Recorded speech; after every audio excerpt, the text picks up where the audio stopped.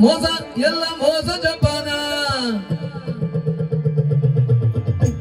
ಕಾಸು ಕಾಸೆನ್ನುವ ಬೇಟ ಜೀವನ ಕಾಸು ಕಾಸೆನ್ನುವ ಬೇಟ ಜೀವನ ಮೋಸ ಮೋಸ ಎಲ್ಲ ಮೋಸ ಜಪಾನ ಎಲ್ಲ ಮೋಸ ಜಪಾನ ಎಲ್ಲ ಮೋಸ ಜಪಾನ ಸೂದಿ ದಂಡನಗು ಈ ಸೂರ್ಯಗೊಂಬ ಮನವ ಸೂದಿ ದಂಡನಗು ಈ ಸೂರ್ಯಗೊಂಬ ಮನವ ಹರಿನಾಥು ಬೆಣ್ಣೆ ಬೆಣ್ಣೆ ಬೆಣ್ಣೆ ಹೇ ಕಾಸು ಕಾಸೆನ್ನುವ ಬೇಟ ಜೀವನ ಮೋಸ ಮೋಸ ಎಲ್ಲ ಮೋಸ ಜಪಾನ ಎಲ್ಲ ಮೋಸ ಜಪಾನ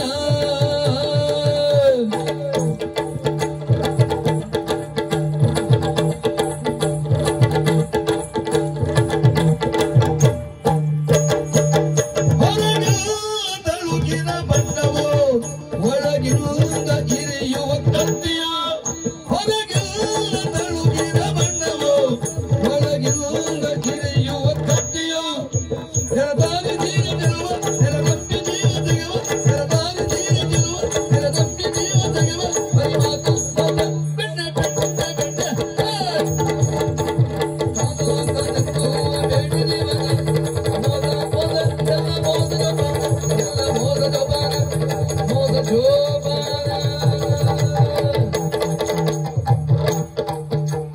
ಮೋಸ ಮೋಸ ಜೋಪಾನ ಎಲ್ಲ ಮೋಸ ಎಲ್ಲ ಮೋಸ ನೋಡ್ಬೇಕು ಸ್ವಾಮಿ ಎಲ್ಲಿಲ್ಲ ಹೇಳಿ ಮೋಸ ಹಳ್ಳಿಯಲ್ಲಿ ಮಾತ್ರ ಮೋಸವಾ ಪೇಟೆಯಲ್ಲಿ ಮೋಸ ಇಲ್ವಾ ಪ್ರಪಂಚವೇ ಮೋಸ ಇಂಥ ಪ್ರಪಂಚದಲ್ಲಿ ಮನುಷ್ಯ ಬದುಕಬೇಕಾ ಅವ ಬುದ್ಧಿವಂತನಾಗಿರಬೇಕು ಅದು ಹೌದಪ್ಪ ವಿದ್ಯೆ ಬೇಡ ಅಂತಲ್ಲ ವಿದ್ಯೆಯೂ ಬೇಕು ಜೊತೆ ಬುದ್ಧಿವಂತಿಕೆ ಇದ್ರೆ ಎಲ್ಲ ಬದುಕ್ತಾನೆ ಅವನು ಖಂಡಿತ ಉದಾಹರಣೆ ಬೇರೆ ಯಾರು ಬೇಡ ಮತ್ತೆ ನಿಮ್ಮನ್ನೇ ತಗೊಳ್ಳುವ ನನ್ನ ಉದಾಹರಣೆ ನಿಮ್ಮನ್ನು ಬಿಟ್ಟಂದ್ರೆ ಯಾವೇ ಇಲ್ಲ ಎಂತ ಹೇಳ ಮರೆ ನೋಡಿ ನೀವು ಹಣ ಮಾಡುವುದೇ ಇದ್ರೆ ನಿಮಗೆ ಈ ಕ್ಷೇತ್ರ ಬೇಕಾ ಅಗತ್ಯ ಇಲ್ಲ ದಿವಸಕ್ಕೆ 2 ಗಣ ಹೋಮ ಮಾಡಿದ್ರೆ ಸಾಕು 10,000 ಒಳಗಿತ್ತು ಅಂತೇಳಿ ಆದ್ರೂ ನೀವು ಯಾಕೆ ಬಂದ್ರಿ ಯಾಕೆ ಬಂದೆ ಬರೀ ಹಣ ಮಾತ್ರ ಅಲ್ಲ ಜನವೂ ಬೇಕು ಹೌದಪ್ಪ ನೋಡಿ ನಿಮ್ಮ ಅವಸ್ಥೆ ನೋಡಿ ಬಹಳ ಬೇಸರ ಆಗ್ತದೆ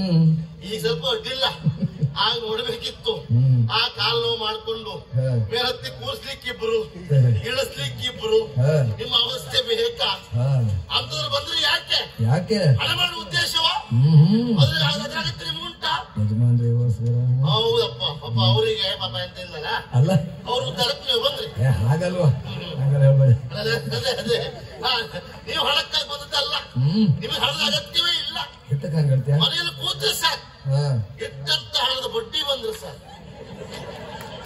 ಎಂತೆಲ್ಲ ಹೇಳ್ಬೇಡ ಏನೂ ಅಲ್ಲ ಸತ್ಯ ವಿಷಯ ಹೇಳಿದ್ದೇನೆ ತಪ್ಪಲ್ಲ ಕಷ್ಟಪಟ್ಟು ಸಂಪಾದನೆ ಮಾಡಿದ್ದೀರಿ ಈಗ ಸುಖ ಅನುಭವಿಸ್ತಾ ಇದ್ದೀರಿ ಏನು ಒಳ್ಳೇದು ಮಾಡ್ಲಿ ನೀವು ಮಾತ್ರ ಅನುಭವಿಸುದಲ್ಲ ಹತ್ರ ಇದ್ದರೂ ಸಹಾಯ ಮಾಡಿ ಅದು ವಿಷಯ ಹಾಗೆ ಸ್ವಾಮಿ ಅಂದ್ರೆ ಬುದ್ಧಿವಂತಿಕೆ ಬೇಕು ಅಂತ ನಿಮ್ಮ ಬುದ್ಧಿವಂತಿಕೆ ಹೊರ ಹಾಕ್ಲಿಕ್ಕೆ ಈ ಕ್ಷೇತ್ರ ಆಯ್ಕೆ ಮಾಡ್ಕೊಂಡ್ರಿ ಒಳ್ಳೇದದು ಇನ್ನೂ ಹೇಳಿಲ್ಲ ಈ ದೊಡ್ಡ ಪ್ರಾಣಿ ಯಾವುದು ಸಣ್ಣ ಜಂತು ಇರುವೆ ಆನೆ ಮನಸ್ಸು ಮಾಡಿದ್ರೆ ಇರುವೆಯನ್ನು ಕೊಲ್ಬಹುದಾ ಖಂಡಿತ ಕೊಲ್ಬಹುದಪ್ಪ ಹೇಗೆ ಕಾಲಡಿ ಹಾಕಿದ್ರೆ ಆಯ್ತು ಮೆಟ್ಟಿದ್ರೆ ಆಯ್ತು ಅಷ್ಟು ಸುಲಭ ಅಲ್ಲ ಅದು ಅದೇ ಒಂದು ಇರುವೆ ಮನಸ್ಸು ಮಾಡಿದ್ರೆ ಬೃಹತ್ ಆಕಾರವಾದ ಆನೆಯನ್ನು ಬೇಕಾದ್ರೆ ಕೊಲ್ಲಬಹುದು ಹೇಗೆ ಆನೆಯ ಸೊಂಡಿಲೊಳಗೆ ಒಂದು ಇರುವೆ ಹೋಯ್ತು ಅಂತ ಆದ್ರೆ ಆನೆ ಕತೆ ಏನಾಗ್ಲಿಕ್ಕಿಲ್ಲ ಗೊಟ್ಟಕ್ಕ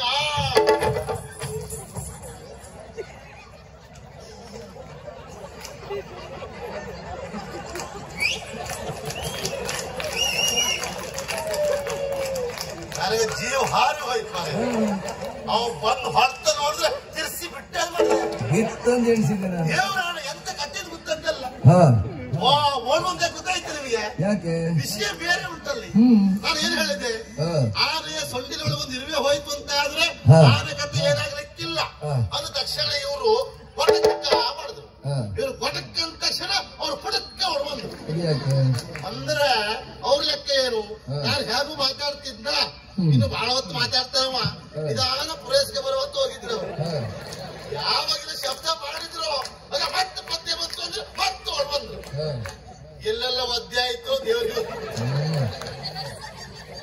ಏನೇ ಇದ್ರು ಸಹ ಅಲ್ಲಿ ಸೂಕ್ಷ್ಮ ನೀವು ಗ್ರಹಿಸಬೇಕು ಇಲ್ಲಿಯ ಬಗ್ಗೆ ಲಕ್ಷ್ಯ ಉಂಟು ಅಂತಾಗಿಲ್ಲ ಅವನಿಗೆ. ಹೌದಪ್ಪ. ಅದಕ್ಕೆ ಹೇಳೋದು ನಾವ್ ಎಲ್ಲೇ ಇದ್ರು ಸಹ ಇಲ್ಲೇನಾಗ್ತಾ ಉಂಟು ಏನು ದಕ್ಷತೆ ಇಟ್ಕೊಂಡ್ರೆ ಈ ಕ್ಷೇತ್ರದಲ್ಲಿ ಚೆನ್ನಾಗಿ ಬೆಳಗೋರು. ಖಂಡಿತ ಅದು ಬೇಕು ಅಂತ ಹೇಳೋದು. ಹಾಗೆ ಸ್ವಾಮಿ ನಮಸ್ಕಾರ. ನಮಸ್ಕಾರ. ನನ್ನ ಪರಿಚಯ ಆಯ್ತು ನಿಮಗೆ? ಇಲ್ಲ. ಗೊತ್ತಾಗಿಲ್ವಾ? ಇದು ಯಾವ ಕಾಡು ಗೊತ್ತಾಯ್ತಾ? ಯಾವ ಕಾಡು ಇದು? ಇದು ಪರ್ಣ ಕುಟೀರ. ಹೌದೌದು. ಮತ್ತೆ ಬಾಳಕಲ್ಲ. ಬಾಳಕಲ್ಲಲ್ಲಿ ಕಲ್ಲು ಮಾತ್ರ ಇರೋದು. ಅದೇ ಬಾಳುವ ಕಲ್ಲೇ ಬಾಳಕಲ್ಲು. ನೀವೆಲ್ಲ ಮಾರಾಟ ಮಾಡಿ ಈ ಬದಿ ಬಂದ ಮೇಲೆ ಅದಕ್ಕೆ ಬೋಳಕಲ್ಲು. ಇದು ಪರ್ಣ ಕುಟೀರ ಅಂತ. ಈ ಕಾಡು ಜನರೆಲ್ಲ ಯಾರು? ಎಲ್ಲ ಕಾಡು ಜನರೇ. ನಾವು ಕಾಡು ಜನರು ಆದ್ರೂ ಸಹ ನಾಡಿನವರಾಗಿ ಬದುಕ್ತಾ ಇದ್ದೇವೆ. ಅದು ಕಾರಣ ಏನು? ಮೊದಲೆಂದು ನಾಡಿನವರಿಗೂ ಕಾಡಿನವರಿಗೂ ಬಹಳ ಸಂಪರ್ಕವಂತೆ. ಆ ಸ್ನೇಹ ಇತ್ತು. ಕಾಡಿದವರು ನಾಡಿಗೆ ಹೋಗುದು, ನಾಡಿದವರು ಕಾಡಿಗೆ ಬರುವುದು, ಈಗೆಲ್ಲ ಸ್ನೇಹ ಇತ್ತಂತೆ. ಹಾಗಾಗಿ ನಾವು ಅವರಾಗೆ ಸಂಸ್ಕಾರವೋ ಸಂಸ್ಕೃತಿಯೋ ಭಾಷೆಯೋ ಎಲ್ಲ ಹಾಗೆ ಆಗಿದೆ. ಆದ್ರೆ ಏನ್ ಮಾಡೋ ಹೇಳಿ ಸ್ವಾಮಿ? ಏನಾಯ್ತು? ಈಗ 18 ವರ್ಷ ಆಯ್ತಲ್ಲ. ಯಾರಿಗ? ನನಗೆ. ಸುಳ್ಳು ಹೇಳುದು ನೋಡಿ. ನಾನು ಸುಳ್ಳು ಹೇಳಿದ್ದಲ್ಲ, ನೀವು ಹೇಳಿದ್ದೆಲ್ಲ ಬಂದದ್ದು. 18 ವರ್ಷಗಳ ಬಳಿಕ ಅಂತ ಹೇಳಿದ್ಯಾರು? ನಾನೇ. ಅದ್ರ ನಂತರ ಬಂದದ್ದಲ್ವಾ? ಒಳಗೆ ಎಷ್ಟಾಯ್ತು ಅಂದ್ರೆ ಯಾರಿಗೂ ಗೊತ್ತಾ? ಗೊತ್ತಿಲ್ಲಲ್ಲ. 18ಕ್ಕೆ 8 ಸೇರಿಸಿ 26. ಈ ವರ್ಷಕ್ಕೆ ಇಲ್ಲಿ 26 ಆಯ್ತು. 18 ಅಲ್ಲ, ಸುದೀರ್ಘ ಪ್ರಯಾಣ. ದೀರ್ಘ, ನಿರಂತರ ನಿರಂತರ. ನೋಡುವ ಎಲ್ಲಿವರೆಗೆ ಅಂತೇಳಿ. 50 ವರ್ಷ 60 ಬರ್ಸ್ಬೋದಷ್ಟೇ. ಹಾಗೆಲ್ಲ ಸ್ವಾಮಿ. ಅಂದ್ರೆ 18 ವರ್ಷಗಳ ಕೆಳಗಡೆ ಈ ಕಾಡಿನ ಅಧಿಕಾರಿ ಪಿಂಗಳಾಕ್ಷಿ ಅನ್ನೋರಾಗಿದ್ರಂತೆ. ಅವರು ಊರಿಗೆ ಹೋಗಿ 18 ವರ್ಷ ಆಯ್ತು, ತಿರುಗಿ ಬರಲೇ ಇಲ್ಲ. ಆಗ ರಾಜಾಜ್ಞೆ ಆಗಿದೆ ಅಂತೆ. ಏನಂತ? ಕಾಡಿನವರು ಊರಿಗೆ ಬರುವಾಗಿಲ್ಲ, ಬಂದಲ್ಲಿ ಕಂಡಲ್ಲಿ ತಲೆದಂಡ, ಸೆರೆಮನೆಯ ವಾಸ. ಹಾಗಾಗಿ ನಮ್ಮವ್ರು ಯಾರು ಅಲ್ಲಿಗೆ ಹೋಗ್ತಾ ಇಲ್ಲ ಸ್ವಾಮಿ. ಎಲ್ಲ ಕಾಡಲ್ಲೇ ಬದುಕ್ತಾ ಇದ್ರು. ಯಾವ್ದಾರು ಗೊತ್ತಾಯ್ತಾ? ಇಲ್ಲ. ವಾಸುಕಿ ಅಂತ ನನ್ನ ಹೆಸರು. ವಾಸುಕಿಯ? ನನ್ನ ಉದ್ಯೋಗ ಏನು? ಏನು? ವ್ಯಾಪಾರ. ಎಂತ ವ್ಯಾಪಾರ? ಕಾಡಲ್ಲಿರುವಂತ ಒಳ್ಳೆ ವಸ್ತುವನ್ನ ಊರಲ್ಲಿ ವ್ಯಾಪಾರ ಮಾಡುವುದು, ಊರಲ್ಲಿರುವಂತ ಒಳ್ಳೆ ವಸ್ತುವನ್ನು ಕಾಡದ ವ್ಯಾಪಾರ ಮಾಡುವುದು. ಕಾಡಿಂದ ಊರಿಗೆ ಹೋಗ್ಲಿಕ್ಕೆ ಬಿಡುವುದಿಲ್ಲ. ಆದ್ರೂ ಹೋಗ್ತೇನೆ ಹೇಗೆ? ವಾಸುಕಿ ಅಂದ್ರೆ ಹಾವು ಅಂತ ಅರ್ಥ. ಎಲ್ಲಾ ಪ್ರಾಣಿಗೆ ಬೇರೆ ಮಾಡಬಹುದು, ಹಾವು ಬೇರೆ ಮಾಡ್ಲಿಕ್ಕೆ ಆಗ್ತದ? ಬಲೆ ಹಾಕಿದ್ರಿ ಅಂತ. ಮತ್ತೆ ಬಲೆ ಹಾಕಿದ್ರು, ಹಾಕಿದ ಬಲೆ ದೊಡ್ಡ ಕಣ್ಣು ಬಲೆಯ ಸಣ್ಣ ಕಣ್ಣು ಬಲೆಯ ನೋಡ್ಕೊಂಡೆ ಪ್ರವೇಶ ಮಾಡುವವನ. ಹೋಗೋ ತಡೆಯೋರು ಯಾರು? ಅರಣ್ಯಾಧಿಕಾರಿಗಳು. ಹೋಗ್ಲಿಕ್ಕಿಲ್ಲ ಹೇಳ್ತಾರೆ. ನನಗೆ ಸಮಸ್ಯೆ ಇಲ್ಲ. ಹೇಗೆ? ನನ್ನನ್ನು ಯಾರು ತಡೆಯುವುದಿಲ್ಲ. ಅಂದ್ರೆ ಹಾಗೆ ಬಿಡ್ತಾರೆ ಅಂತ. ಒಳಗಿಂದ ಒಳಗೆ ನಿಮಗೆ ಅಷ್ಟು ಹೊಂದಾಣಿಕೆ. ಏನೋ ಖರ್ಚಿ ಕೊಡ್ತೇನೆ ನೀನು ಅವರಿಗೆ. ಖರ್ಚಿ ಕೊಡ್ಲಿಕ್ಕೆ ಅವ್ರಿಗೆ ಸಂಬಳ ಇಲ್ವಾ? ಎಂತ ಹೇಳ್ತೀರ ನೀವು? ಕೊಡುದು ಏನ್ ಕೇಳಿ?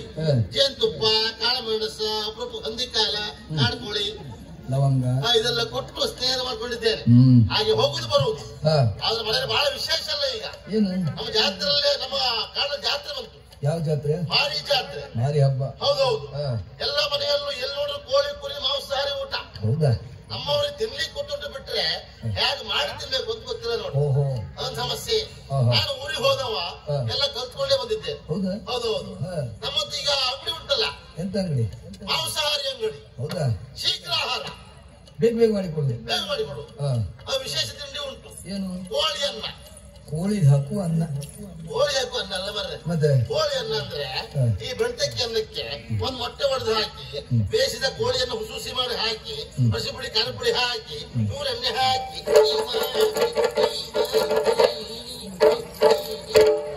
ಅದಕ್ಕೆ ಎಂತ ಹೇಳ್ತಾರ? ತಿನ್ಕೊಂಡೇ ಬಂದಿದ್ದ.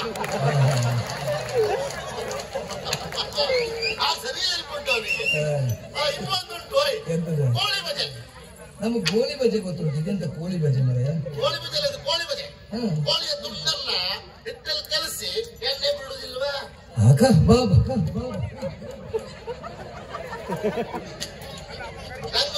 ಎಂತಂದೆ ನಾನು? ನೀವೇನು ಹೇಳಿದ್ರಂತೆ?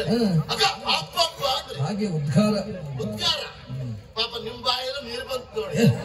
ತಿನ್ನುವರೆಲ್ಲ ಮರೆ. ತಿನ್ಲಿಕ್ಕೂ ಬಾಯಲ್ಲಿ ನೀರು ಬರ್ಲಿಕ್ಕೂ ಸಂಬಂಧವೇ ಇಲ್ಲ. ಕಣ್ಣಲ್ಲಿ ಕಂಡಾಗ ಮನಸ್ಸಿಗೆ ಆಸೆ ಆಗ್ತದೆ. ಆಗ ಬಾಯಲ್ಲಿ ನಾವು ತಿನ್ನುವ ಯಾವುದೋ ತಿಂಡಿ ಅಂತ ಭ್ರಮೆಯಾಗಿ ಮೊನ್ನೆ ಇವರು ಅದನ್ನು ತಿನ್ನುವಾಗದನ್ನು ನೀವು ನೋಡಿ ಅಂತ ಹೇಳಿ ಇವರು 3 ದಿವಸ ಹೊಟ್ಟೆ ಹಾಳಾಗಿ ಹಾಗೆ ಏನೇ ಇರಲಿ ಸ್ವಾಮಿ, ನಿಮ್ಮಲ್ಲಿ ಮಾತಾಡ್ತಾ ಇದ್ರೆ ಸಮಯ ಆಯ್ತು. ಅಂಗಡಿ ವ್ಯವಸ್ಥೆ ಆಗ್ಬೇಕಲ್ಲ. ಈಗ ಒಂದು ಜನ ಬೇಕಿತ್ತಲ್ಲ ಅಂಗಡಿಗೆ. ಹೌದು, ಅವ್ರು ಕರ್ಕೊಂಡು ಹೋದ್ರೆ ಬಟ್ಟೆ ಬದಲಿಸ್ಕೆ ಬಂದ್ರ ಅವ್ರಿಗೆ ಕೊಡೋದು ಕೋಳಿ ಬಜ್ಜಿ ಮತ್ತು ವ್ಯಾಪಾರಕ್ಕಿಲ್ಲ, ಇವ್ರು ಬಾಯಿಗೆ ಪೂರ್ತಿ ಆಗ್ಬೇಕು.